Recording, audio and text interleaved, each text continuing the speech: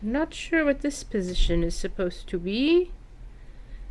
You look so funny. We are to another new beginning of the week.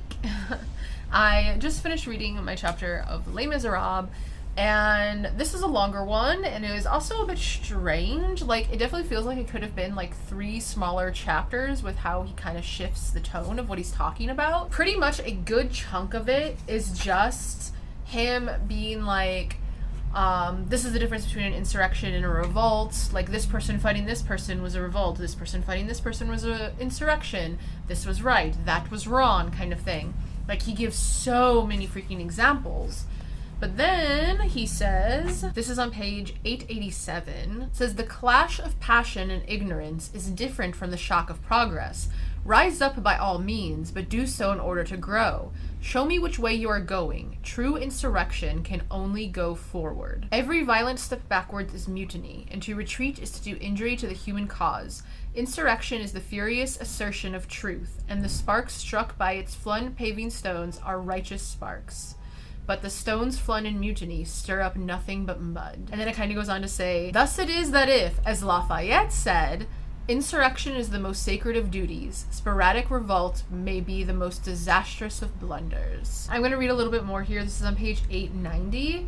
It says, for the rest, whatever the difference may be between insurrection and revolt, the bourgeoisie are little aware of the distinction.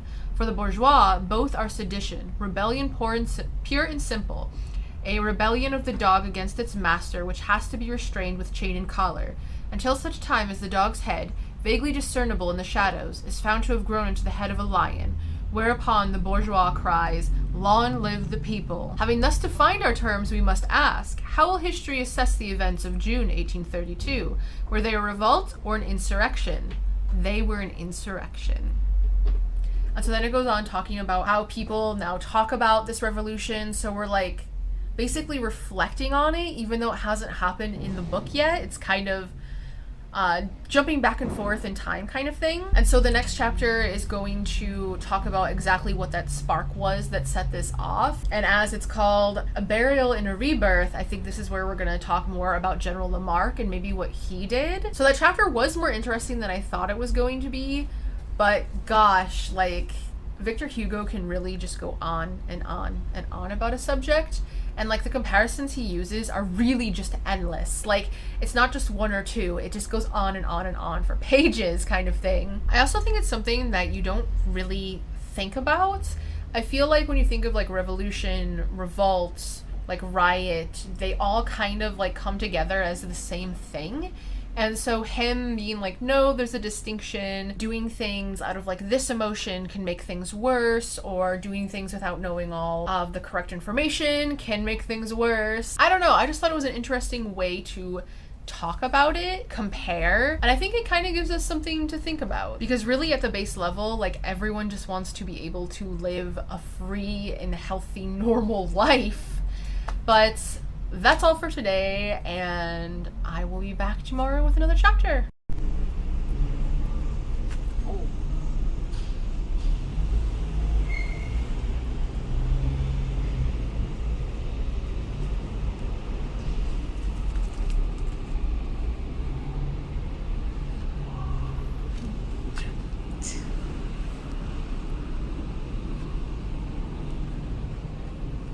Oh, you rolled on my foot. Okay, so the chapter I just read has a lot to do with General Lamarque and his funeral, and stuff like that, so I wanted to say a few things about him before talking about the chapter so that everything would make a bit more sense. So in the book, Lamarque dies, and his funeral is what triggers the June Revolution, which is the barricade that everyone knows from, like, the musical and the movies and everything. That actually happened. Like, he was a real person. And I'm going to read a few things here from the Wikipedia page. But basically, he was a French commander during the Napoleonic Wars who later became a member of the French Parliament. He was like a favorite of Napoleon's. Like, if Napoleon died, he would be the one that would rise up and take his place, like, as far as the military goes. But he was particularly noted for his defeat of royalist forces in Vendée in 1815. And I've talked about Vendée here before because that's what the amusement park Puy de Fou is based around. And that was basically a town of royalists that were like completely blown apart. So like whenever I see that, it's just like the story of that is just insane. So that always catches my eye. But basically when Louis Philippe, who we've talked a lot about already, came into power, he started arguing against him, and I see Ori causing mischief behind me. Hey! Yes, go to bed. Okay. I think he's going to bed, actually. But yeah, he became a critic of this new monarchy and was talking about how it failed to support human rights and political liberty, and so that's kind of like how the General for the People came about, but it wasn't exactly like that in real life. It was more romanticized in the book. But it says he also advocated French support for independence struggles in Poland and Italy. Lamarck's views made him a popular figure. His death was the catalyst of the Parisian June Rebellion of 1832, which provided the background for events depicted in Victor Hugo's novel Les Miserables. And scrolling down, his funeral, he had actually died of cholera, which it actually talks about in the book. Not that he died of that, but that there was like an outbreak going on for months and months in Paris. So that's what he passed away from. And like the timeline is still the same. Like he died on the 1st, the funeral was on the 5th, which is the first day of the rebellion. And also reading about how his funeral went, that's actually very similar to how it went in the book. Like things kind of came to a head at the Place de la Bastille. Lafayette was making a speech. The coffin got kind of like commandeered. Someone was raving. Gosh, I really cannot talk. Someone was waving a red flag. Shots were fired that no one really understands where they came from, and that kind of like made the eruption of violence happen kind of thing. Like all of that is the same. That happens in the book, that happened in real life. And obviously the June Rebellion, that's a real thing. It only lasted 2 days. But the whole, like, barricade thing is what is romanticized, is what is the fictional part from the book. So this is a part in Les Miserables where reality and fiction really, really overlap, and where we're actually talking and referring to real people that existed rather than the made-up characters of Les Miserables. So I'm actually going to switch where I'm seated, and then I'll talk about the chapter. Okay, so there's going to be a few spots in here where I want to read a bit of this chapter, because it really just says what's going on better than I could. So this is on page 891. This is the first paragraph of the chapter. It says, by the spring of 1832, although for 3 months cholera had chilled men's spirits and in some sort dampened their state of unrest, Paris was more than ripe for an upheaval. The town was like a loaded gun, needing only a spark to set it off. The spark, in June 1832, was the death of General Lamarque. And then on page 892 it says, his death, which was not unexpected, had been feared by the people as a loss and by the government as a pretext. It was a day of national mourning, and, like all other bitterness, mourning may be transformed into revolt. That is what happened. So then it goes on to talk about how, like, all these people are just basically grabbing anything they can as, like, a weapon, and they're all kind of just making their way toward this area where the funeral procession is going to be. And then it talks about how there was just so much military, like there was 25,000 in the city, there was 30,000 surrounding the city. They were prepared for something to go wrong kind of thing. So this like revolution wasn't really unexpected. So basically after the procession like passes Bastille and goes to go over the bridge to I think it was called Pont d'Austerlitz at the time. It's like Place d'Austerlitz today or something like that. But pretty much when they get to that point, someone brings out the red flag, and that's almost like a signal for things to go down. Like Lafayette was making a speech, and this is when stuff starts to get shouted and people take action. So this is on page 895. It says, the red flag unloosed a tempest and vanished in it. From the Boulevard Bourdon to the Pont d'Austerlitz, a clamor arose from the multitude that was like the rising of a tide. 2 tremendous cries were raised, Lamarque to the Pantheon, and Lafayette to the Hotel de Ville. 2 parties of young men, amid the applause of the crowd, harnessed themselves and began to drag Lamarque in his hearse across the Pont d'Austerlitz, and Lafayette in a fiacre along the Quai Morland. So, like, Lafayette just gets straight up abducted? Like, that just seems very random. I don't think that happened in real life. It didn't mention that at all. It mainly said that after the funeral is when everything kind of like exploded. So I think in this, they're kind of like interrupting it right in the middle kind of thing. And so pretty much since all these soldiers were like ready for shit to go down, they were prepared and like blocked their way and everything. And so people are just kind of like stuck on this bridge kind of thing. But then it says, this is on the next page, what happened in that fateful minute, no one will ever know. It was the dark moment when two clouds converge. Some people say that a bugle call sounding the charge was heard from the direction of the arsenal. Others that a youth attacked one of the dragoons with a dagger. What is certain is that suddenly 3 shots were fired. The first killed the squadron commander, the second killed a deaf old woman in the act of shutting her window, and the third singed an officer's epaulettes. A woman cried, "They're starting too soon!" And suddenly there appeared at the other end of the Quai Morland another squadron of dragoons which had been held in reserve. They galloped with bared sabers down the Rue Bassompierre and the Boulevard Bourdon, clearing a path in front of them.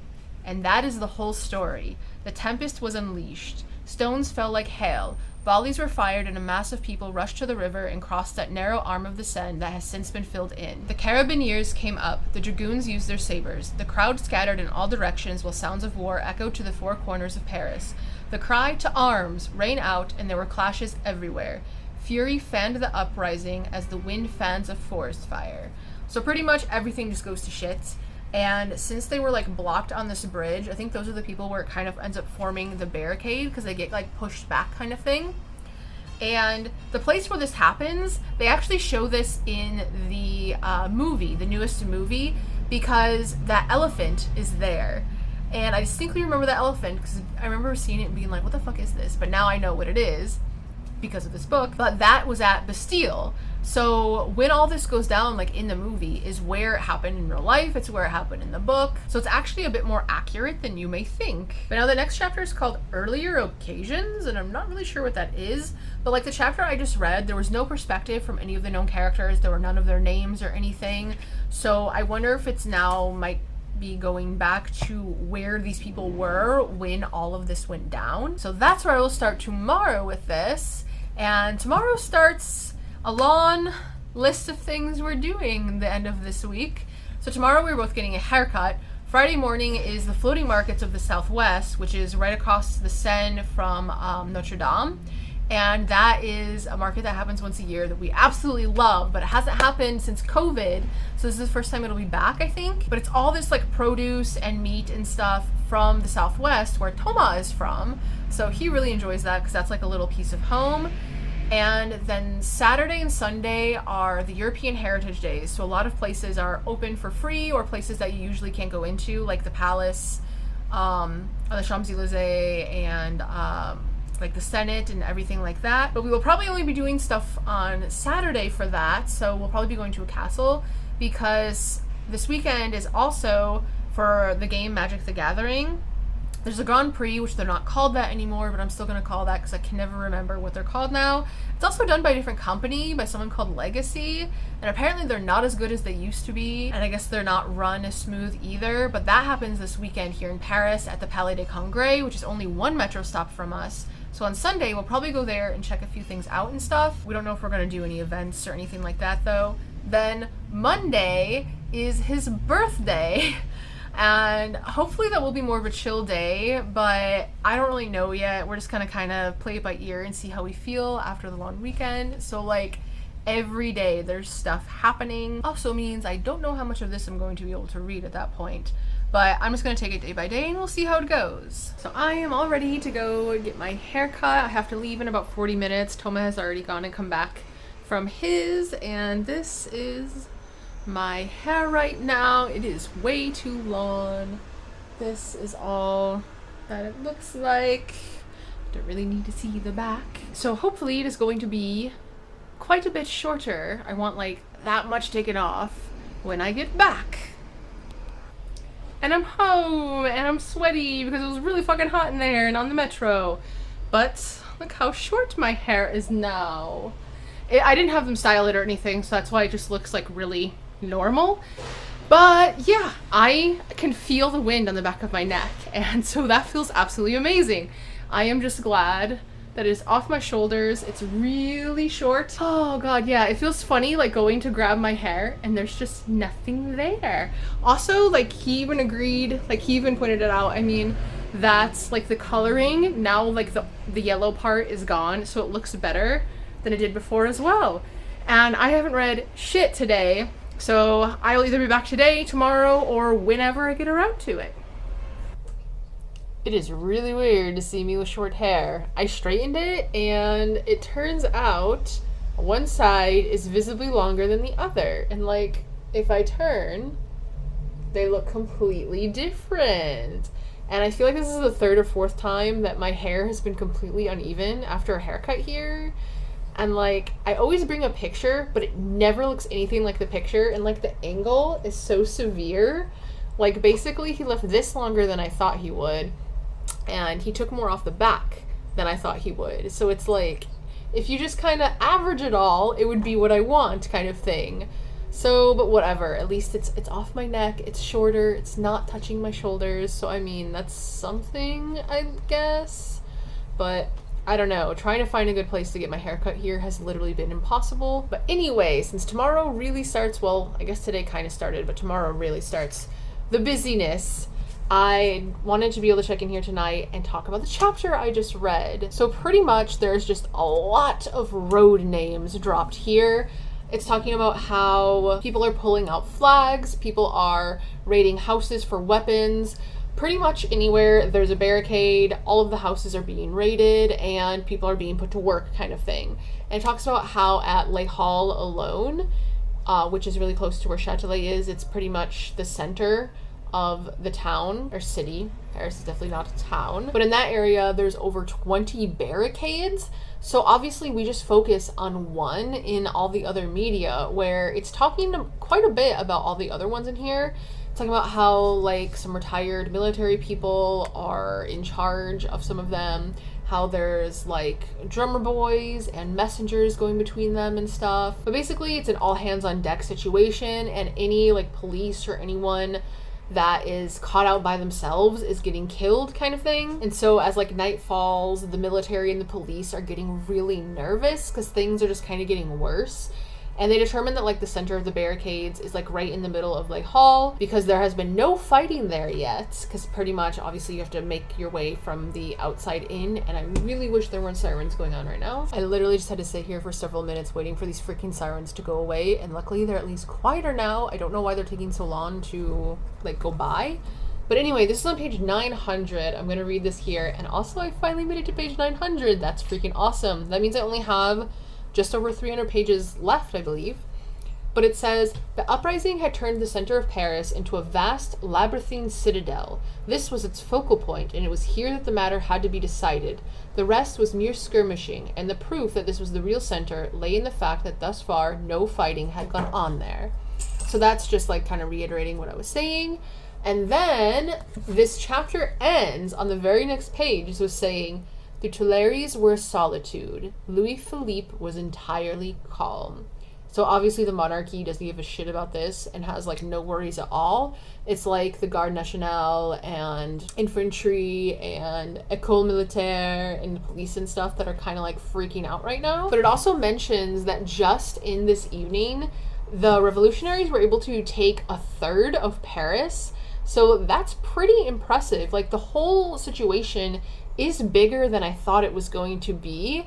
And so now I'm interested to see, since it's kind of talked about, like, hey, this is here, this is going on there, name dropping all the roads and everything, if now it's going to just focus on the one part that we see in the musical and the movies. There's actually only one more chapter left in this book, so I'm not sure if we're going to, like, completely switch gears to something else or what is happening really. But the next chapter is called The Uniqueness of Paris, so I don't know what that's going to be about.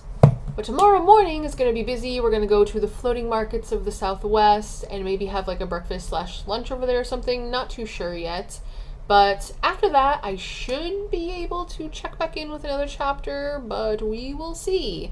I'm definitely going to try, because that would be perfect then, because it'll be... Wait, no, tomorrow's Friday, not Saturday. Never mind. I don't know what freaking day it is. I will see you tomorrow.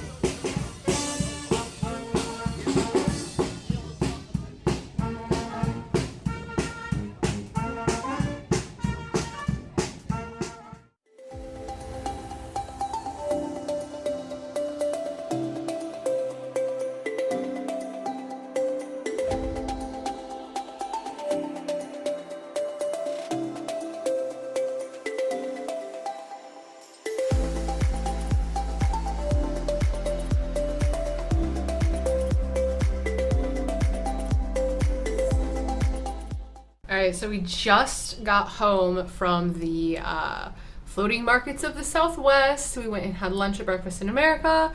We stopped at Le Renard Doré on the way back and got some Pokemon Gacha stuff. And I'm going to show you our haul from the market, if that's what you want to call it. But this is what we got. Everything in this corner here, like all the apples, the garlic, the grapes, this is what we got for free, which they didn't give out as much as they usually do. This was both of us going through the line, by the way, so it's not just like one person. This is sparkling grape juice. This is normal grape juice. There's always a juice vendor there, but the one that's usually there wasn't, so there wasn't like any apple juice or peach or anything. And this is for Toma, this is for me because he doesn't like bubbly stuff. And then 2 melons, that's like his favorite thing. And then we also got some sausage. So that's all we got, which I mean isn't a lot, but I mean we have to carry everything back home too. So really looking forward to being able to use this because the Southwest has some of the best garlic there is in the country. So yeah, love it. So this is the one that Toma got. We essentially just got them because his birthday is on Monday, and we kind of do this whenever we're in that area for special occasions. Or he's something. Yeah, he was sniffing my face.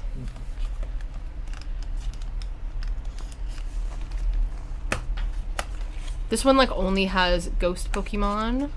No. Oh, I thought it did. Oh yeah, I guess Zigzagoon's there. I don't know, you're the one that was like, it's all ghosts, so. It's main. I got... Oh, it's very pink and purple. Oh, I got Mimikyu, nice. Oh, you got one you wanted. He wanted Mimikyu or Dragapult, so. The ball looks different than I was expecting. It's bigger than I thought, yeah. Alright, I'm gonna let him put that together. And we'll come back and see what it looks like. So this is the one that I got. It was the only box they had of it. It's some wreath one. But pretty much all of them I'm okay with getting. So let's see. Can I even open it like right? You want this? No, I can get it. Yeah, I'm peeling it off. Oh, I think I know which one. I think I got the Flareon one. Oh, I did! Not bad. He's in a bag. Oh, it has a stand. Okay, so I got like this weird like Flareon one. So we'll put them together and see what they look like. Torti is interested. She must inspect. So this, if it'll focus on it, is mine. I definitely didn't expect the thing to hang it on. I thought I was gonna have to actually like get something to do that myself. Hi, Torti. But there it is, a cute little Flareon jumping through the wreath. That's fitting for holiday season coming up, I suppose. These were the other options for mine. Jirachi would have been cool. But I definitely wanted the Pumpkaboo one with the ghost. That looks the best. And Ori is eating a bag. Hey, do you not? And then this is Toma's. That's kind of cute. The ball is very weird, though. I was not expecting that. And yeah. There they are. The temperature has dropped. The high today is only 63, and we reached that pretty early, and I'm actually cold in here. And it's not supposed to rain, but the clouds outside are looking pretty freaking dark. But I just finished my Les Miserables chapter that also wraps up this book. This chapter pretty much is talking about how the revolutions of the past in Paris look very different from the June Revolution. And I'm going to read a paragraph here that kind of reiterates that as I throw that into water. So this is on page 901. It says, "They're shooting at a crossroads or in a street or alleyway. Barricades are besieged, captured and recaptured. Houses are pockmarked with bullets, blood flows, corpses litter the pavements, and 2 streets away one may hear the click of billiard balls in a cafe. Curious onlookers laugh and gossip within a stone's throw of streets echoing with the sound of war. Theaters open their doors and present vaudeville. Fiacs proceed along the street with parties on their way to dine, sometimes in the very quarter where the battle is in progress. In 1831, the firing stopped to allow a wedding to pass." And then it goes on to say on the next page, "Nothing could be more strange, and this is the peculiar characteristic of Paris uprisings, to be found in no other capital. For such things to happen, 2 qualities are requisite: the greatness of Paris and her gaiety. It calls for the city of Voltaire and of Napoleon." And then from there, it goes on to be like, and that being said, this one is completely different. Pretty much people are like shuttering their houses and just kind of like locking everything up in broad daylight. People are waiting for men that aren't going to come home. Theaters are not open, and how there's just like throughout the entire city, there's just this huge like tension brewing, and I didn't put that in there. Fuck. I was just past page 900. Oh, it opened right where I am. Nice. Okay. I'm just gonna leave it there because I'm gonna need to see this anyway. What the fuck was I saying? Yeah, basically there's this huge tension going on in the city, and like they were arresting a bunch of people. Like that first day they arrested 800, and the conciergerie, which used to be a prison, is not now, it's a museum, was just like chock full of people. It was like overflowing with people. So there's just something different about this one, but it doesn't really like go into what. It's just saying how everyone is acting a bit different. Like it's not just confined to one area of Paris, it's the entire town. And so this brings us to book 11, which is called The Straw in the Wind, and the first chapter is called The Poetry of Gavroche. And this kind of makes me nervous because if you've seen the musical or the movies or anything, Gavroche doesn't make it. He is one of the ones who dies. And so I'm kind of scared. Okay, yeah, the next chapter 2 is called Gavroche Goes to War. So this might be where that happens. So it seems like we're still staying in the rebellion days, but with how much this flip-flops back and forth, like I really have no idea. So I will find that out tomorrow and see how the stage is set.